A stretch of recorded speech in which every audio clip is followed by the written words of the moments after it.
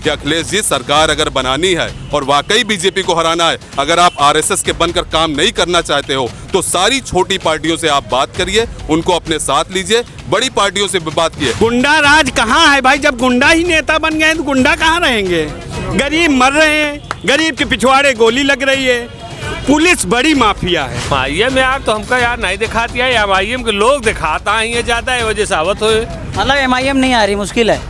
अब यार हमका दूर दराज है, लेकिन एमआईएम के लोग ज्यादा हैं, बोलेंगे नहीं मारने लगे भाई लोग बहुत जो है। देखिए अभी जावेद भाई कह रहे थे कि एमआईएम के लोग ज्यादा है, मारने लगेंगे। एक रीसेंट घटना अभी रानीगंज में घटी, वहाँ एमआईएम के लोग नहीं थे, समाजवादी पार्टी के लोग, पूर्व मंत्री थे और पूर्व विधायक थे। किसने किसको मारा ये पूरा प्रतापगढ़ देखा है। यार कांग्रेस तो छलवी पार्टी है। 1947 से देश स्वतंत्र हुआ, कांग्रेस में मानता हूँ कुछ न कुछ किया है, परंतु कांग्रेस के दिन नहीं आने वाले हैं। अब एमआईएम के दिन आने वाले हैं। मैं आज मौजूद हूँ प्रतापगढ़ में, मेरे पीछे कई लोग जमा हैं, इनसे बात करते हैं यूपी चुनाव के लेकर क्या है। लोग कह रहे हैं एमआईएम भी आ रही है। एमआईएम यार तो हमका यार नहीं दिखाती है, एमआईएम के लोग दिखाता है ज्यादा है वजह सावत हो। मतलब एमआईएम नहीं आ रही, मुश्किल है। अब यार हमका दूर दराज है, लेकिन एमआईएम के लोग ज्यादा हैं, बोलेंगे नहीं मारने लगे भाई लोग बहुत जो है। कोई नहीं मारेगा। हाँ, कह रहे हैं अखिलेश यादव काम करेंगे, काम किए थे। अरे काम किए थे और काम आगे करेंगे भी। क्या काम किए थे? अरे क्या नहीं किए थे, क्या नहीं किए बताइए। लैपटॉप वो दे, रोड वो बनवाएं, जो ना है पथ साइकिल पथ यात्रा वो निकाय बनवाएं, सब कुछ तो करें न। योगी क्या करें? आजम खान के लिए आवाज नहीं उठाए। हाँ आजम खान के लिए देखिए कोर्ट का मामला है, अब इसमें जनता क्या करे और लोग क्या करें, कोर्ट में मामला चल रहा है। आप क्या कहेंगे? देखिए अभी जावेद भाई कह रहे थे कि एमआईएम के लोग ज्यादा है, मारने लगेंगे। एक रीसेंट घटना अभी रानीगंज में घटी, वहाँ एमआईएम के लोग नहीं थे, समाजवादी पार्टी के लोग, पूर्व मंत्री थे और पूर्व विधायक थे। किसने किसको मारा ये पूरा प्रतापगढ़ देखा है, और कौन मार खाया और मार खाने के बाद भी उसको दबाने का प्रयास किया गया। ये समाजवादी पार्टी की नीति है, ये उनके लीडरों के साथ हो रहा है।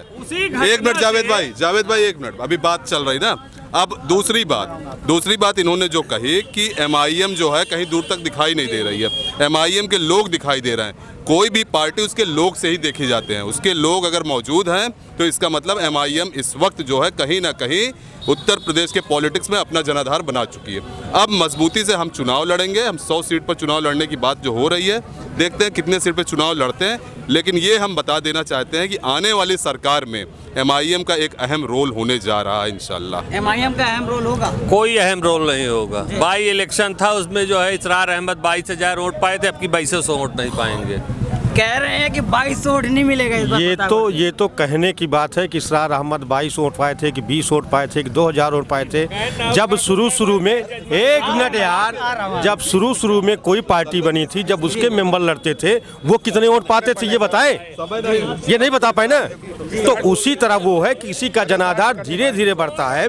कोई जरूरी नहीं है कि सारी टिकट पाए, हो सकता हूँ मैं टिकट पा जाऊँ तो, और दूसरा मैं भी टिकट पा सकता हूँ। अनिल पांडे बिल्कुल पांडे जी पाएंगे तो जो है, हम तो भाई समाजवादी पार्टी हैं, लेकिन भाई जो दोस्त है हमारे, बड़े भाई है, बिल्कुल क्या कह रहे हैं आप? घर का वोट हमारा भाई दिला देगा। समाजवादी को नहीं देंगे आप? नहीं, समाजवादी नहीं भूल जाओ भाई, ये हमारे बड़े भाई हैं, उस पार्टी अखिलेश यादव काम बहुत किए बता रहे हैं। कुछ नहीं किए हैं भाई, काम किए तो अपने घर से लाए हैं। क्या पैसा? समाज और जनता का पैसा है। कोई मंत्री, कोई प्रधानमंत्री, कोई मुख्यमंत्री नहीं लाता है। मच्छर के माफिक इंसानों को चूस रहे हैं। हम बता रहे हैं जी। जो माननीय जावेद भाई कह रहे हैं कि अखिलेश जी ने बहुत काम किया। अखिलेश जी ने सैफई को सुधारा, डिस्को डांस करवाया, पूरे परिवार मिल के नाचे, हीरो हीरोइन को बुला के नचाए। ये सबसे बड़ा काम है हिंदुस्तान का।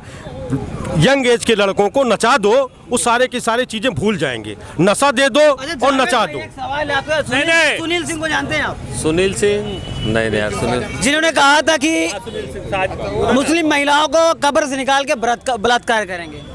देखिए समाजवादी पार्टी है, हाँ, समाजवादी में राष्ट्रीय अध्यक्ष जी सब जान रहे हैं किसका क्या किरदार है।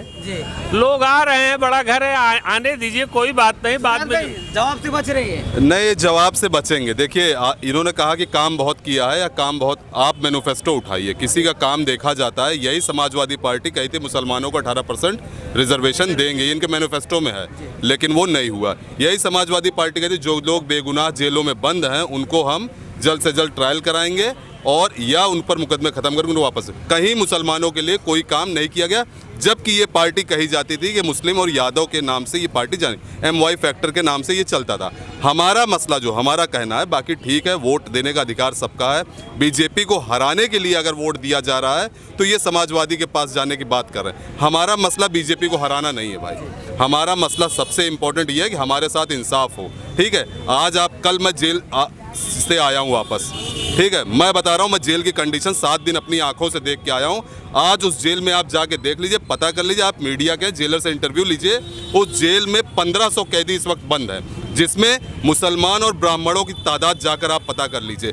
मैक्सिमम 376 के केसेस ब्राह्मणों के ऊपर लगाए, 20-20 साल के मुकदमा, MSc किया हुआ स्टूडेंट उस जेल में है, ठीक है, और यहाँ से उसको 20 साल की सज़ा दे दी जा रही है। उसके केसेस को मैं देखा किस तरीके से उसके साथ ट्रायल में वो किया गया, किस तरीके से विवेचना की गई उसके साथ, और कितना उसके साथ नुकसान किया गया। ब्राह्मण और मुसलमानों, आप अगर चुनाव लड़ने आ रहे हो तो आप सबको एक साथ लेकर चलिए। मोदी जी ने बहुत बड़ा काम किया है, अगर देखा जाए तो राम मंदिर का मसला सॉल्व हुआ, कोर्ट ने किया, ठीक है। हिंदू भाइयों के लिए ये हो सकता है कि बहुत बड़ा मसला सॉल्व हो गया, वो चीज़ हो गया सॉल्व।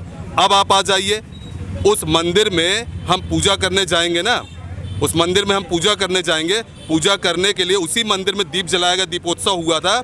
गरीब लोगों ने उसी दीप का तेल निकालकर किस तरीके से अपने घर चलाने की बात करी। मेरे भाई, सिर्फ मंदिर बना देने से और सिर्फ इन चीज़ों को कर देने से मसले हल नहीं होंगे। मसले ये हैं, हमारे एजुकेशन का काम कैसे होगा, हमारे बच्चों को नौकरियां कैसे मिलेंगी, हमारी बेरोजगारी कैसे दूर होगी, हमारे लिए महंगाई की जो मार है वो कैसे दूर होंगी।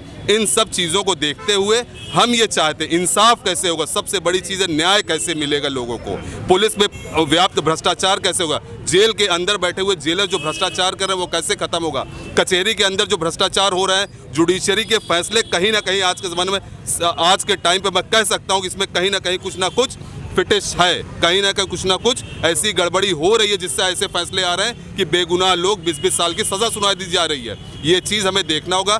अभी एक होर्डिंग में देख रहा था, वहाँ लिखा था भय भ्रष्टाचार खत्म करो और फिर से बीजेपी की सरकार लाओ। भय किससे भय लग रहा है? आज भय है पुलिस से। आज 2.5 फीट के टोटी पर टांग कर हमें मार दिया जा रहा है और ये कहा जा रहा है कि उसने आत्महत्या कर लिया। ये भय हमको पुलिस से लग रहा है। जिस गुंडे को खत्म करने की बात आप लोग कर रहे हैं, वो गुंडा पुलिस वर्दी पहन के किसी को भी जेल में फंसा दे, किसी के पैर में गोली मार दे, किसी को। 3 भाई इसी जेल में एनकाउंटर किया गया, पैर से लंगड़े हो गए, चल नहीं पा रहे। जब गाड़ी आती है इसी जेल में तो ये वकील साहब लोग अपनी आंखों से देखते हैं। और कभी अखिलेश यादव ने अपनी जबान नहीं खोली। उस 2.5 फीट के नल पे जिस बच्चे को टांगा गया, जिसकी दाढ़ी पकड़ के 4 बजरंग दल के लोगों ने ये किया कि इस पर जय श्री राम के नारे लगा, उसके बाद जेल में जब उसको थाने बैठा गया तो जाके छुड़वा दिया गया। ये दर्द है, ये पीड़ा है, ये हर इंसान, यही दर्द अनिल भाई के अंदर है, यही दर्द जावेद भाई के अंदर है, यही दर्द भाई के अंदर है, यही दर्द मेरे अंदर है। क्यों? क्योंकि किसी के साथ अन्याय होगा तो हर आदमी तड़प जाएगा। अखिलेश अपनी जबान खोले, प्रियंका जी अपनी जबान खोले, इस बात को लड़ें। हम लड़ते CA/NRC का प्रोटेस्ट हमने किया, इसी मुल्क में CA/NRC का प्रोटेस्ट हुआ, 26 लोगों को एक दिन में मार दिया गया।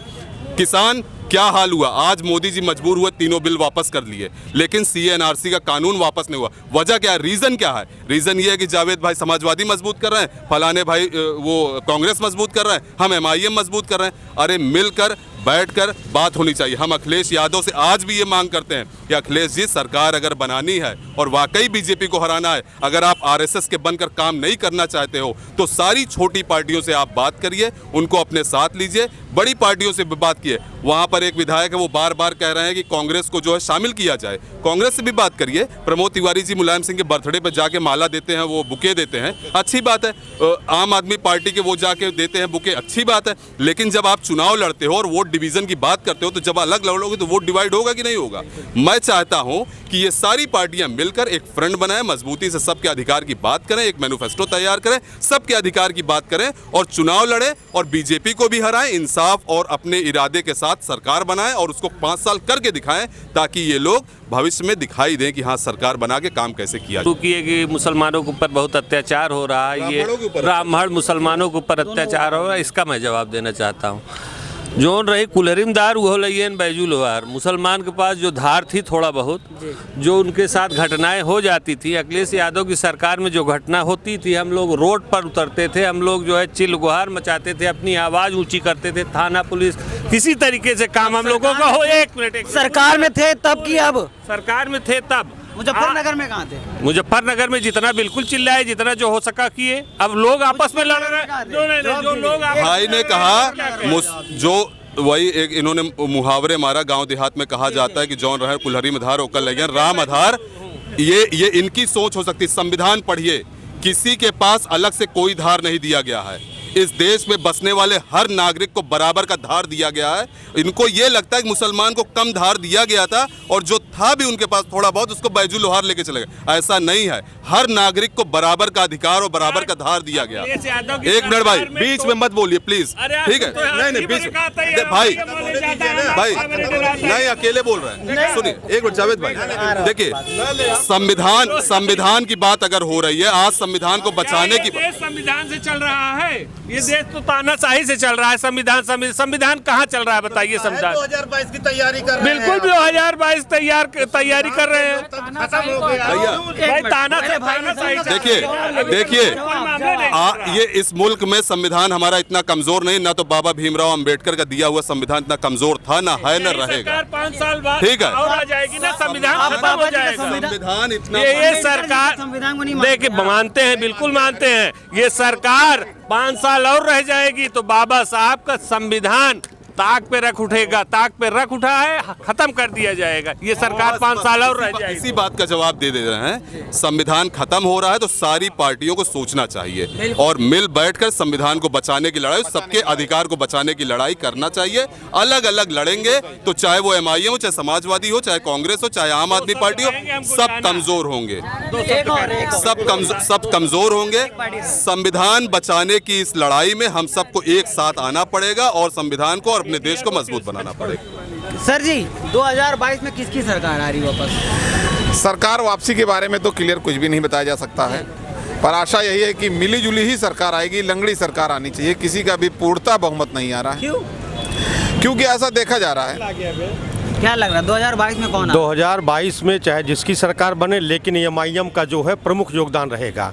जैसे हमारे फिरोज भाई ने कहा कि मिलीजुली सरकार आएगी, यदि मिलीजुली सरकार आती है तो MIM जो है उसमें प्रमुख भूमिका निभाएगी। अच्छा MIM आ रही है, क्या लगता है आपको?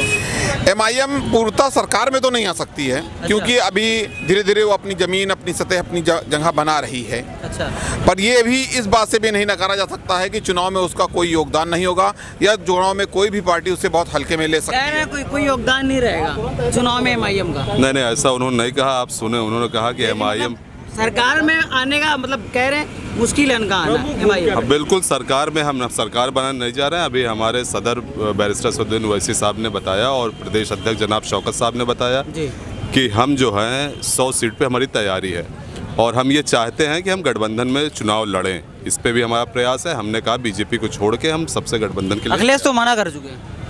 मना कर दिए हैं, ठीक है। अब अगर वो मना कर दिए हैं या कोई भी मना कर दिया है तो और भी छोटी पार्टियां, उनके साथ बात चल रही है, देखते हैं, अभी तो समय है। चलिए ठीक है, क्या आ रहा है 2022 में कौन आ रहा है वापस? 22 में 70 साल से हम लोगों ने अखिलेश पर आंख मूंद के विश्वास किया, दीदी को भी बहुत विश्वास किया, कांग्रेस को भी विश्वास किया। अभी हमारा कोई सच्चा ईमानदार अगुआ बना है MIM का शेर। हम लोग MIM है इस बार। जी हाँ, MIM को जो भी लेगा उसी की विजय होगी। अकेला हम तो नहीं बना पाएंगे, मगर यह है कि हम जीत भी नहीं सकते हैं, तो किसी को जीतने भी नहीं देंगे। लोग कह रहे हैं MIM आ रही है तो वोट काटेगी।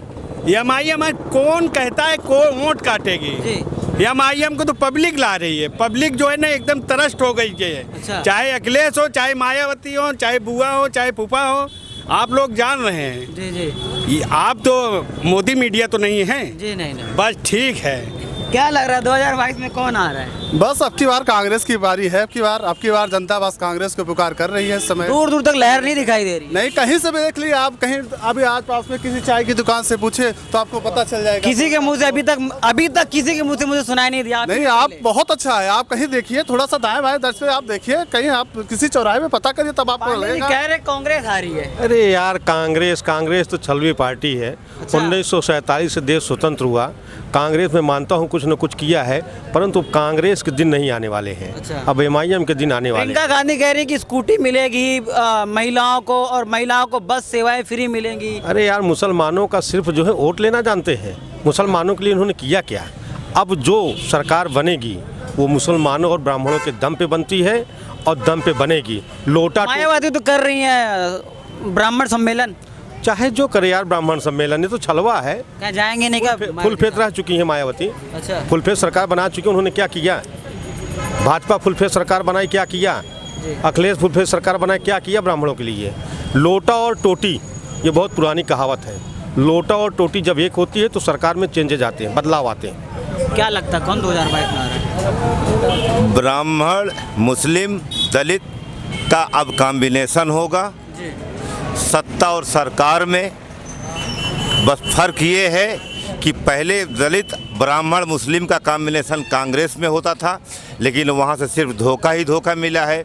अब मजलिस इत्तेहादुल मुस्लिमीन को लेकर मुस्लिम समाज के लोग, दलित समाज के लोग, ब्राह्मण समाज के लोग एक मंच पर हैं और इंशाअल्लाह हम लोग अब की सरकार भले ही ना बना पाएँ, लेकिन सरकार जो भी बनाएगा उसमें उसके नाक में नकेल डालने का काम मजलिस इत्तेहादुल मुस्लिमीन करेगी। बाबा का 4.5 साल कैसा लगा आपको?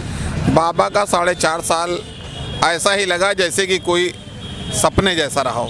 सपने में तो बहुत सारी चीज़ें आई, पर हकीकत से ज़मीन के धरातल पर कोई भी चीज़ ऐसी नहीं आई। काम तो किए बहुत कह रहे हैं।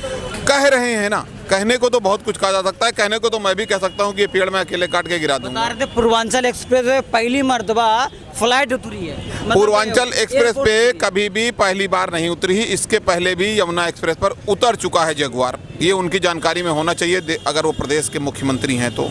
इसके पहले भी अखिलेश ने उतार करके दिखा चुका है। उनके ऊपर क्लेम हुआ था, उन्होंने इसी के लिए उस पर जगुआर उतारा था, उतार करके दिखा दिया था। लड़ाकू विमान उस पर उतारे गए थे और सकुशल उतरे और गए। और पूर्वांचल एक्सप्रेस कोई इनकी बहुत महत्वपूर्ण परियोजना ऐसी नहीं थी। ये परियोजना पहले की थी, इन्होंने आगे क्रियान्वयन किया और फीता काटने का काम कर रहे हैं। क्या लगता है जो एमआईएम पार्टी है अपनी यहाँ छवि बना पाएगी? बहुत अच्छी छवि बन रही। कहाँ हैं भाई साहब आप तो दिल्ली में हैं जी। इतनी अच्छी छवि बनी है कि मैं आपसे कितना तारीफ करूं। आपको क्या अनुमान है, मतलब कितनी सीटें ला लेंगी? अंधों के बीच में एक बादशाह आ गया है जो जगा दिया। हम लोग पड़वा खाते थे, अब होश में आ गए। योगी महाराज, बीजेपी पार्टी के मैं शुक्रिया करना चाहता हूं, कम से कम जगा तो दिया। अच्छा, खुला भल भी दुश्मन हम लोग मानते हैं, मगर वो दुश्मन नहीं है। हम लोगों को समझ लो कि होश में ला दिया, आवाम जनता को होश में ला दिया, माफियाओं को सबको भगा दिया। बहुत अच्छा काम किया है बीजेपी ने। ये गलत है कि बीजेपी ने अच्छा काम करी। मतलब आप मानते हैं गुंडा राज खत्म हो गया है? गुंडा राज कहाँ है भाई? जब गुंडा ही नेता बन गए तो गुंडा कहाँ रहेंगे? गरीब मर रहे हैं, गरीब के पिछवाड़े गोली लग रही है। पुलिस बड़ी माफिया है, पुलिस सबसे बड़ी माफिया है। निर्दोष बच्चों को ले जाके गोली मारती है, घर से सोए हुए बताते हैं मैं फला जगह से पकड़ूं। कोई पूछ रहा है? अखिलेश पूछ रहे हैं, मायावती पूछ रही है, प्रियंका पूछ रही है, कोई पूछ रहा है? 2022 में कौन आ रहा है? समाजवादी पार्टी। क्यों आ रही है वापस? आप बताइए क्यों आएगी? वही सवाल है, क्यों आ रही है? आप नहीं जान रहे हो? लोग तो हाँ हम तो हमें बतावा, सब्जी बनाओ छोड़ दिन, सूखी सब्जी भूज के खाते ही तेल इतना महंग हो गया है, सामान इतना, किचन के सामान एक टाइम खाना खाते ही। अबे पूछा था समाजवादी पार्टी काहे आए 2022?